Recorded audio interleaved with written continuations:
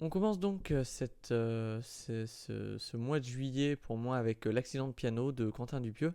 Dupieux, c'est un auteur, qu'on l'aime ou pas, qui a une vraie aura. C'est un réalisateur français dont on suit toujours les derniers films avec beaucoup de curiosité. Il a su se créer une base de fans en France qui suit toujours ce qu'il fait de nouveau.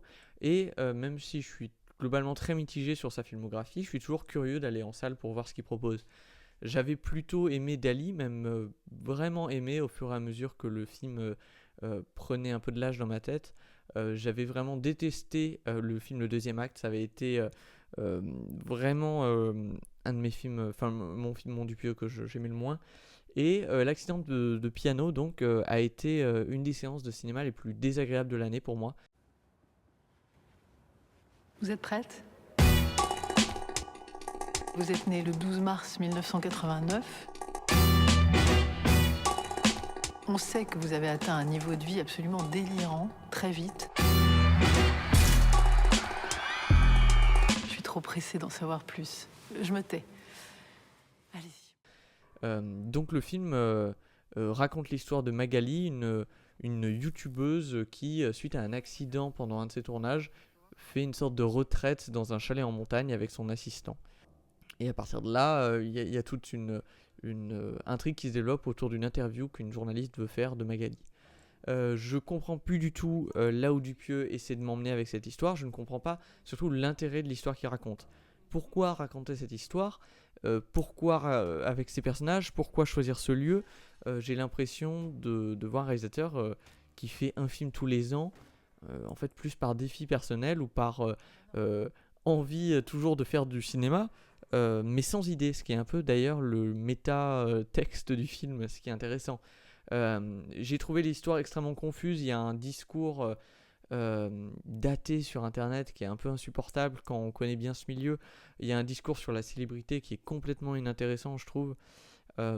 Pour souligner quand même une qualité du film, un passage que j'ai trouvé qui valait le coup d'être souligné, c'est tout ce qui intervient avec le personnage de Sandrine Kiberlin, qui donc est l'intervieweuse qui vient essayer de parler à Magali tant bien que mal. Les scènes d'interview entre Sandrine Kiberlin et Adèle Exarchopoulos sont de loin les meilleures du film. C'est à ce moment-là qu'on plonge dans une réflexion autour du métier de réalisateur. Et comme souvent, en fait, Dupieux parle de lui-même à travers ses films.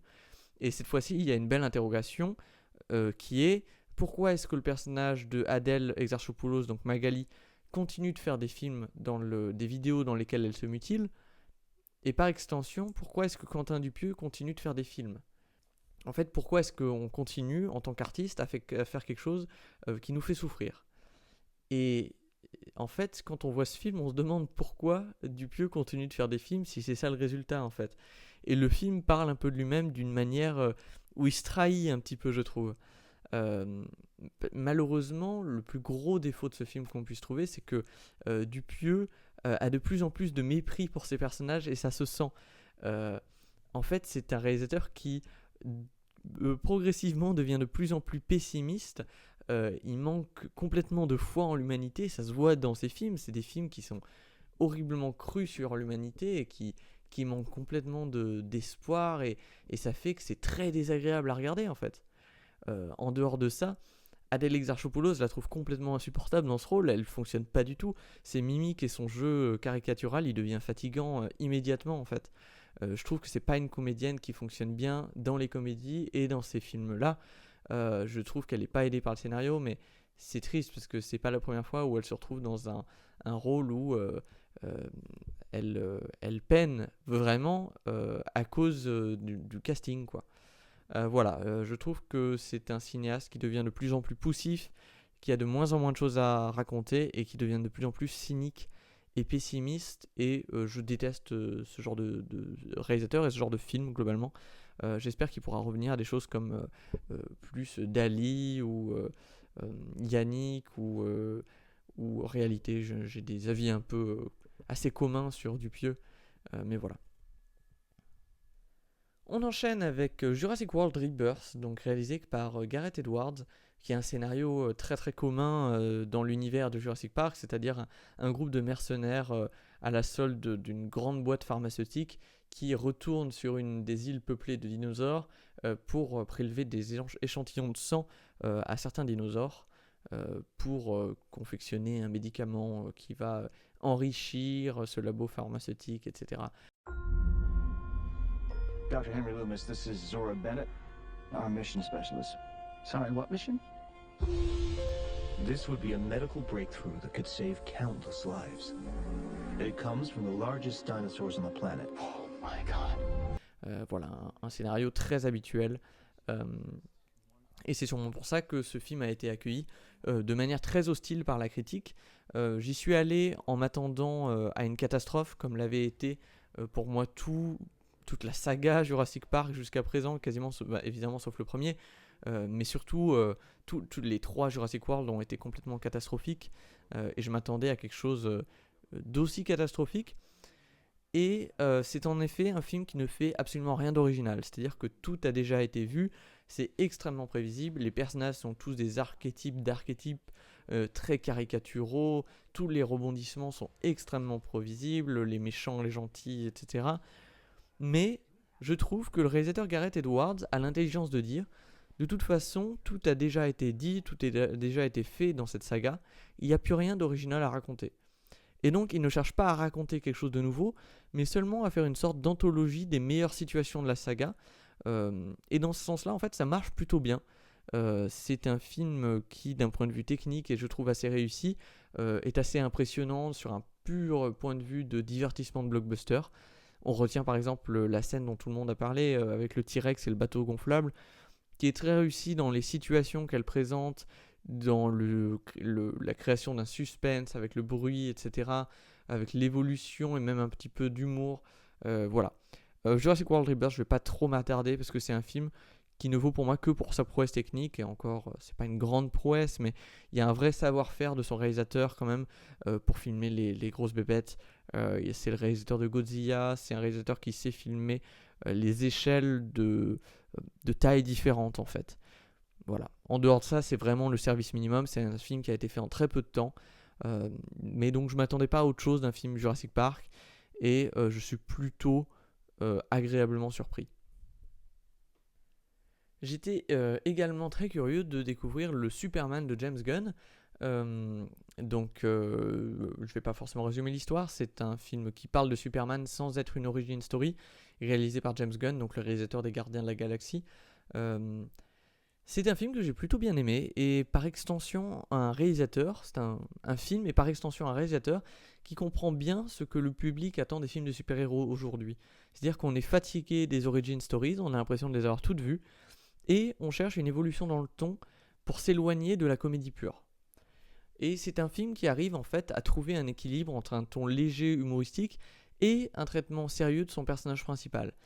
Et c'est également un film qui ne raconte pas une origin story et qui arrive pourtant à nous faire comprendre le personnage de Superman.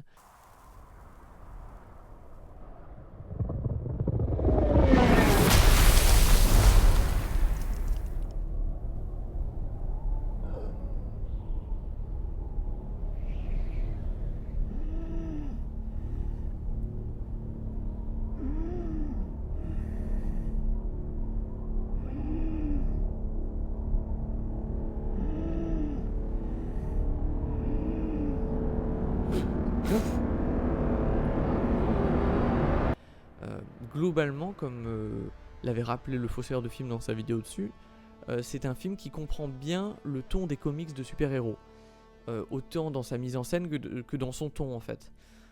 Ça reste un film qui doit faire beaucoup trop de choses en 2 heures, introduire des personnages dans un univers étendu, présenter un univers qui est déjà familier aux super-héros, ouvrir à l'existence de réalités alternatives, d'un univers cosmique entier. Il y a énormément d'incohérences évidemment, il y a énormément de dialogues d'exposition qui sont assez énervants, mais tout ça me gêne finalement pas tant que ça, puisque il y a quand même quelques libertés que prend James Gunn qui sont intéressantes et efficaces. Par exemple la mise en scène au grand angle, même si finalement elle tourne assez vite en rond, c'est une méthode qui permet que l'on soit directement dans les scènes d'action, ce qui rend la chose assez trépidante et assez nouveau finalement dans le cinéma de super-héros. Le problème, c'est qu'il n'y a pas vraiment d'évolution de la mise en scène de James Gunn au fur et à mesure du film, c'est-à-dire que la première scène d'action est globalement filmée de la même manière que la dernière, ce qui fait que le film ne va pas crescendo et le final nous paraît un peu décevant. En dehors de ça, c'est un film qui a quand même le mérite de mettre en scène assez explicitement le conflit israélo-palestinien. Je dis pas que forcément que le film est extrêmement engagé, c'est pas le cas, mais les méchants du film sont des alias de Netanyahou et de Jeff Bezos qui complotent ensemble. Ce qui est quand même quelque chose que j'avais jamais vu avant dans un film de super-héros. C'est quand même une prise de risque qui est intéressant, et c'est un film qui parle du monde moderne, quoi. Je trouve globalement que James Gunn, c'est pas forcément un grand réalisateur, mais c'est un réalisateur pertinent en fait dans le paysage hollywoodien actuel. C'est un réalisateur qui comprend l'évolution du film du super-héros. Voilà, donc je n'ai pas forcément beaucoup d'autres choses à dire. Malgré toutes ces qualités, malgré toutes les qualités du film, je pense que je serais toujours plus sensible à un traitement à la Zack Snyder de Superman, même si j'aime pas beaucoup Zack Snyder. Mais ce que je veux dire par là, c'est que je trouve que le personnage de Superman est un personnage assez sombre qui mérite en fait un traitement très... un petit peu plus lourd, un petit peu plus philosophique sur le caractère messianique, divin du personnage, et là qui est pris plutôt à la légère. Voilà, mais je vous encourage quand même à voir ce film. Un film qui a beaucoup fait parler de lui dans la scène cinéphile, c'est 28 ans plus tard, qui est réalisé par Danny Boyle, qui est la suite de 28 jours plus tard et de 28 semaines plus tard. Donc c'est un film de zombies post-apocalyptique dans lequel les zombies en fait sont plutôt des personnes enragées. C'est pas du tout ça fait partie de ces films qui montrent des zombies qui courent. Donc là, dans ce monde où il n'y a plus que l'Angleterre en fait qui est encore contaminée, donc qui a été complètement isolée du reste du monde. Le héros se trouve sur une petite île où il y a une communauté qui s'est fondée pour résister à ces zombies qui eux se sont adaptés à la nature. Et le héros va suivre une sorte de rite initiatique pour apprendre à comprendre cette menace zombie.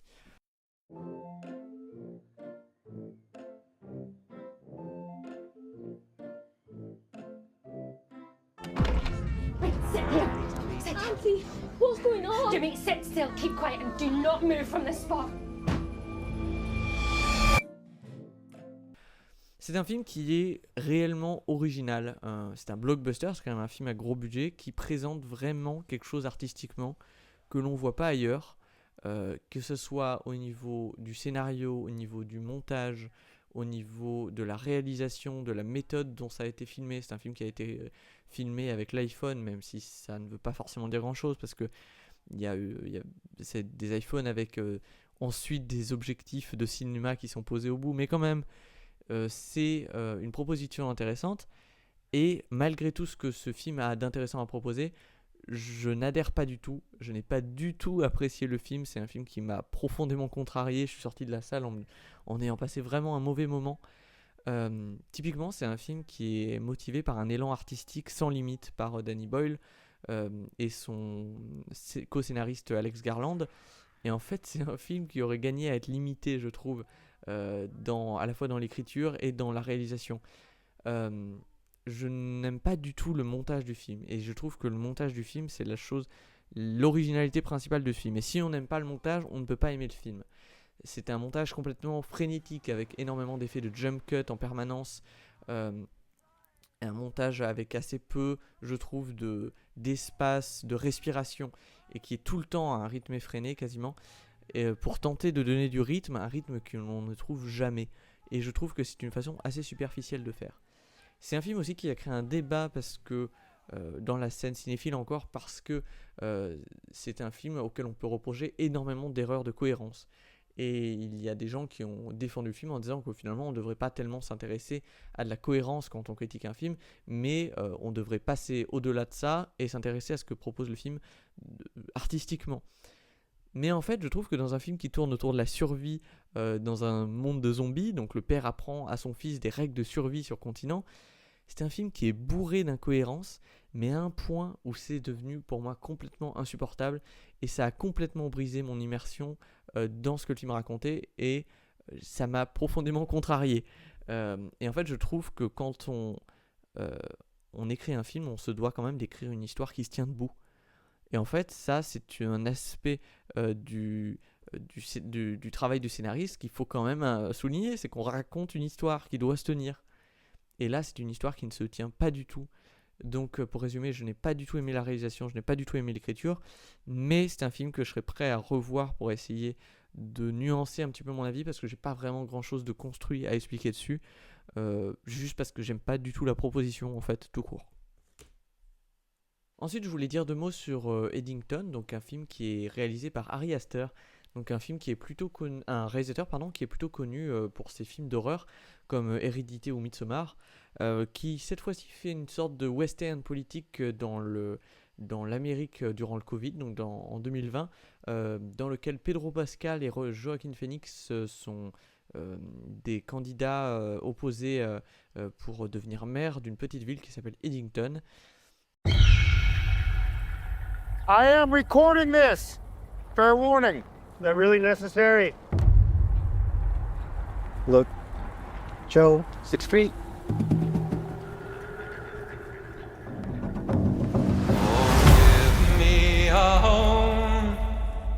Donc un démocrate et un on va dire républicain complotiste joué par Joaquin Phoenix. Je trouve que c'est un très bon film dans la mesure où il montre l'état de l'Amérique moderne d'une manière plutôt pertinente.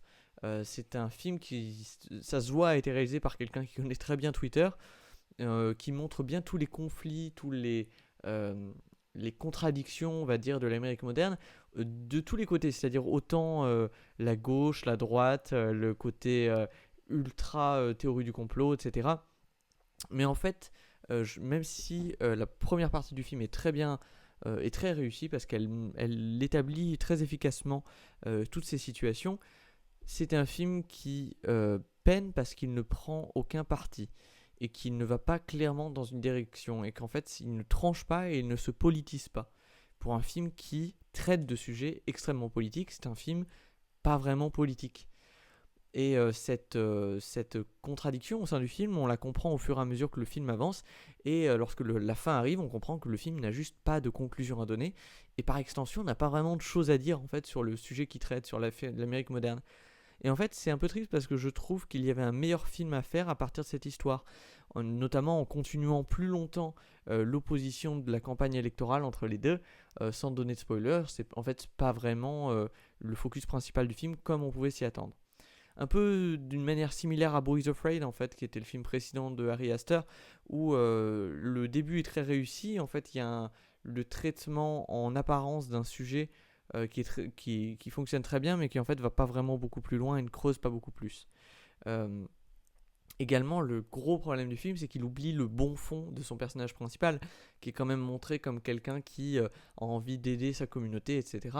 Et au final, pour devenir une figure d'action un peu monolithique, sans personnalité et sans bon fond.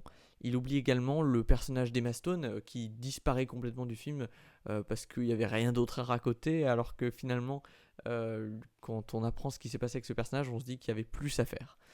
Pour autant, c'est vraiment très divertissant en fait, et c'est passionnant à voir. C'est un film qui, même dans les parties dont je n'ai pas apprécié l'écriture, par exemple comme la séquence, une grosse séquence de fusillade à la fin, en fait j'en apprécie toujours beaucoup la réalisation, et il y a certains plans qui me restent en tête, il y a des situations qui je trouve fonctionnent très bien. C'est également un film qui a un rôle parfait pour Joaquin Phoenix, qui n'est pas forcément un acteur que j'adore en général, mais qui là a un rôle qui est parfait pour ce personnage. Donc c'est un film quand même qui pose la question du est-ce qu'un film politique est pas censé quand même prendre parti et se politiser. En fait, par extension, essayer de ne pas se politiser, c'est se politiser. Donc voilà, sur cette réflexion je vous laisse. J'ai enfin pu rattraper le film Un petit truc en plus de Artus, qui est un film que je voulais voir depuis longtemps quand même, puisque le film a tellement été un phénomène l'année dernière que j'étais assez curieux de découvrir ce qu'il en était. J'ai pas été particulièrement surpris par rapport à ce film. On est en vacances ou on n'est pas en vacances? Tiens. Et hop. C'est pas grave, elle a l'habitude. Allez, on se casse. Merde, y'avait plus la bagnole. Je t'ai garé sur une place handicapée, tu t'attendais à quoi? T'as des nouvelles du nouveau? Sylvain? Ouais. J'ai eu ses parents, là, il arrive. Sylvain, c'est toi? Ce qui est très réussi dans le film et qui a fait sa particularité et donc son succès, c'est le jeu d'acteurs des acteurs en situation de handicap, qui ont donc tous un timing comique très inhabituel, ils sont complètement en décalage avec ce qu'on trouve dans ce genre de comédie. Et en fait c'est ça la grande qualité de ce film, peut-être l'unique qualité de ce film, c'est les interactions entre Artus et ses acteurs. Et ces acteurs, je trouve qu'ils, en situation de handicap, ils portent complètement le film. Ils en font une œuvre intéressante et drôle, alors qu'en dehors de ça, évidemment, c'est un film extrêmement banal et sans intérêt. En fait, l'histoire entre Artus et son père, c'est du déjà vu. L'histoire entre Alice Belaïdi, le personnage d'Alice Belaïdi et son copain, c'est horriblement mal écrit et extrêmement mal joué. En fait, c'est simple, quand il n'y a pas les acteurs en situation de handicap, le film est vraiment très mauvais. Les acteurs Artus, Clovis Cornillac sont franchement pas terribles. Il n'y a que Alice Belaïdi que je trouve convaincante dans son rôle d'aide aux personnes handicapées. Voilà. Il y a quand même un chef opérateur, Jean-Marie Drejoux, qui tire un peu son épingle du jeu, notamment dans des plans dans lesquels je pense on lui laisse un petit peu plus de liberté sur la lumière. Et il y a des plans qui montrent la maison de vacances désertée au moment où le personnage d'Artus se fait choper. Et en fait, il y a toute une partie assez triste où on montre la maison de vacances désertée alors qu'il pleut dehors. Et il y a des plans sans acteurs dans cette maison qui sont vraiment magnifiques et c'est vraiment une très très belle scène. C'est un film qui quand même a vraiment un intérêt parce qu'il ose rire du handicap et montrer à l'écran le handicap d'une manière qu'on n'avait pas vue auparavant au cinéma, je trouve. En fait, ou alors peut-être dans le documentaire, mais ça je ne connais pas suffisamment. Il y a un traitement qui est à la fois décomplexé et respectueux de ces gens-là. Et juste pour ça, mais du coup vraiment juste pour ça, je trouve que c'est plutôt réussi. Dans cette vidéo qui fait la part belle au blockbuster, au film à gros budget, j'avais envie de parler d'un film un petit peu plus confidentiel qui n'a pas forcément que peu de gens connaissent finalement, qui s'appelle Kashima Paradise, qui a été un documentaire donc, qui a été réalisé par Yann Lemasson et Benny Devart. C'est un documentaire militant qui raconte les affrontements au Japon entre la police et des paysans, puisqu'il y a un projet de construction d'un aéroport à Kashima, et donc les paysans qui possèdent les terres à cet endroit se voient poussés, mis en dehors par le gouvernement japonais et refusent finalement de vendre leurs terres.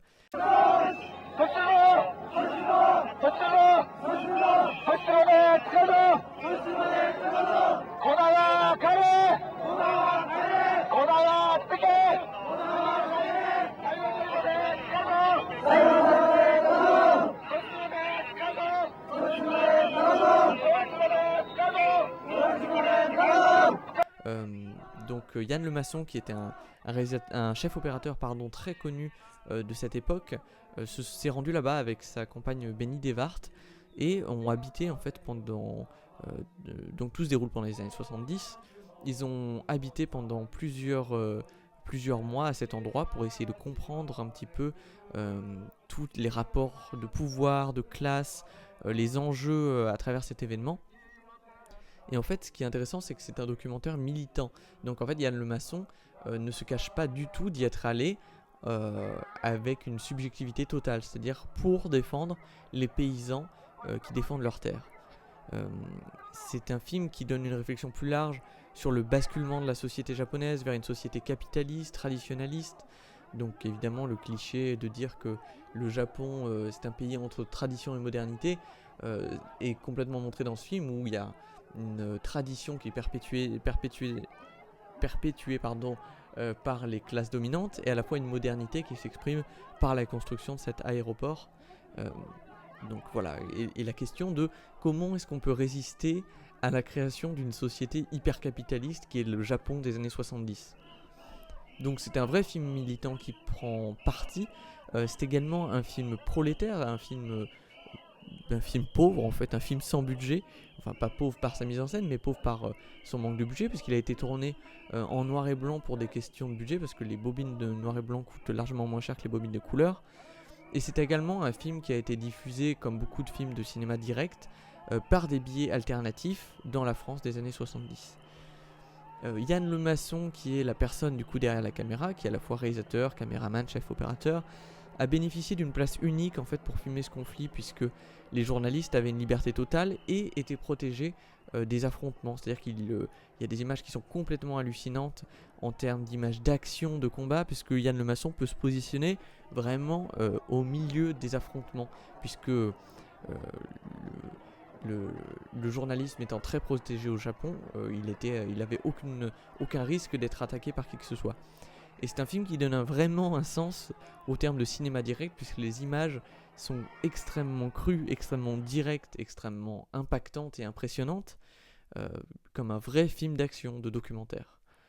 Yann Lemasson, c'est quelqu'un qui est connu en fait pour son travail de caméraman et de chef opérateur, et on voit dans ses prises de vue qu'il y a une vraie science du cadrage, du mouvement, de l'illustration, la notion de l'œil du réalisateur en fait, d'homme à la caméra, un peu le sens primaire d'un réalisateur, c'est-à-dire quelqu'un qui prend une caméra pour filmer des choses. Et ben, toutes ces notions, elles sont très fortes ici. Et c'est un vrai grand film politique et de mise en scène que je vous recommande énormément de voir et sur lequel j'aimerais peut-être revenir un jour.